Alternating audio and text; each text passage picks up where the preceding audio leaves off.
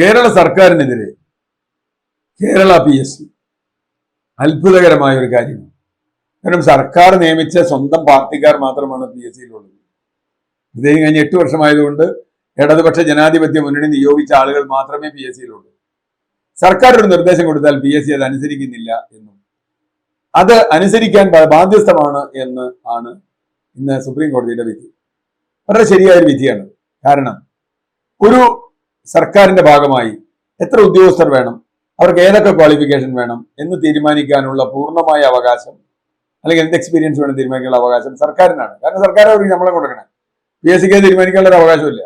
ഇപ്പോ ഒരു നഴ്സ് ആവണമെങ്കിൽ എന്തൊക്കെ ക്വാളിറ്റി വേണം, ഹെൽത്ത് അസിസ്റ്റന്റ് ആണെങ്കിൽ എന്ത് വേണം, എഞ്ചിനീയർ ആവണമെങ്കിൽ എന്ത് വേണം, ഇതൊക്കെ തീരുമാനിച്ചിട്ടുണ്ട്. ആ PSC തീരുമാനിച്ചതിനനുസരിച്ച് ഒരു ലിസ്റ്റ് കൊടുക്കുന്നു. എന്താ സംഭവിച്ചത്? ഇവിടെ 2014 ആവശ്യം ഉന്നയിക്കുന്നു.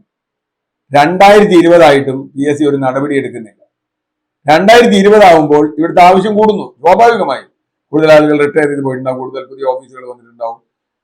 കോമൺ സർവീസിൽ എടുക്കാൻ വേണ്ടിയിട്ട് മുനിസിപ്പൽ കോമൺ സർവീസിലാണെന്ന് തോന്നുന്നു, ഹെൽത്ത് ഡിപ്പാർട്ട്മെന്റുമായി ബന്ധപ്പെട്ട് ആരും എടുക്കുന്നില്ല.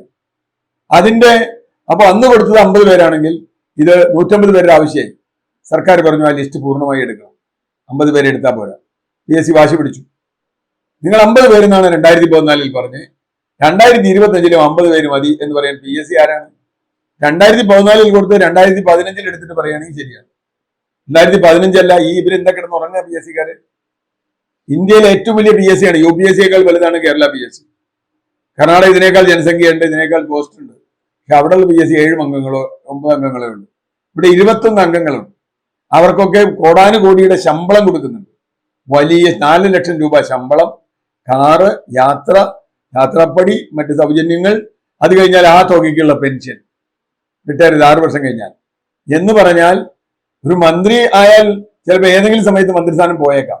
PSC മെമ്പർ ആയാൽ PSC മന്ത്രിസ്ഥാനം പോകില്ല. മന്ത്രിയേക്കാൾ സേഫാണ്, വണ്ടിയുണ്ട്, എല്ലാ സംഗതികളും ഉണ്ട്. എന്നിട്ട് ഇത്ര PSC മെമ്പർമാരുണ്ടായിട്ടും 2014 കൊടുത്ത ഒരു അപേക്ഷ, ഒരു ആവശ്യം എന്തുകൊണ്ട് 2020 മാത്രം എടുക്കുന്നു? 2020 വരുമ്പോൾ സ്വാഭാവികമായും അവിടെ എണ്ണം ആവശ്യം കൂടുതൽ വരും. സർക്കാർ എത്രയേ പറഞ്ഞുള്ളൂ? നിങ്ങൾ 50 പേരെയാണെങ്കിൽ നിങ്ങൾ മുഴുവൻ റാങ്ക് ലിസ്റ്റ് പബ്ലിഷ് ചെയ്യും. യോഗ്യരായി 100 പേരുണ്ടെങ്കിൽ 125 പേരുണ്ടെങ്കിൽ അവരുടെ മുഴുവൻ റാങ്ക് ലിസ്റ്റ് ഇടൂ. ഞാൻ 125 പേർക്ക് നിയമനം കൊടുക്കും. ഇവിടെ ആവശ്യമുണ്ട്, ജോലി ആവശ്യമുണ്ട്. പക്ഷേ PSC വിടില്ല. PSC ഈഗോ ആണ്. ഞങ്ങളോട് പറഞ്ഞത് 50 ആണ്, ഞങ്ങൾ 50 പേരെ തരുള്ളൂ. ഇത് പറയാൻ ഇവരാരാണ്? എത്ര ആളെ ആവശ്യമുണ്ട് തീരുമാനിക്കാൻ PSCക്ക് എന്താ അവകാശം? സർക്കാർ കൊടുക്കുന്ന ഇന്ന വകുപ്പിൽ ഇന്ന ഉദ്യോഗസ്ഥൻ ഇത്ര എണ്ണം വേണമെന്ന് നമ്മൾ ആവശ്യപ്പെടുന്നത് ചെയ്തു കൊടുക്കേണ്ട PSC. നാളെ സർക്കാർ ഇത് 5 എന്നുള്ളത് 50 ആക്കിയാലോ അതേ യോഗ്യതയുള്ള ആളാണ് അവർക്ക് കൊടുത്തുകൂടെ? ഇവിടെയാണ് PSCക്ക് നല്ല ചെക്കിട്ടത്തൊരു അടി കിട്ടി. അടി എന്ന് പറഞ്ഞാൽ പോലെ നല്ല അടിയായിരുന്നു. നിങ്ങളുടെ ഈഗോ കാണിക്കാനുള്ളതല്ല. കാരണം ശമ്പളം കൊടുക്കുന്നത് നിങ്ങളല്ല, നിയമിക്കുന്നത് നിങ്ങളല്ല. നിങ്ങളുടെ ജോലി എന്താ? നിങ്ങൾക്ക് സ്വതന്ത്ര പരമാധികാരമുണ്ട്. എന്തിന്? ഇവർ പറയുന്ന യോഗ്യത അനുസരിച്ചുള്ള ആളുകളെ തിരഞ്ഞെടുക്കാൻ. ഇന്നാളെ തിരഞ്ഞെടുക്കണമെന്ന് സർക്കാരിന് പറയാൻ പാടില്ല. അത് ശരിയാണ്, അത് PSC ആണ് തീരുമാനിക്കുക.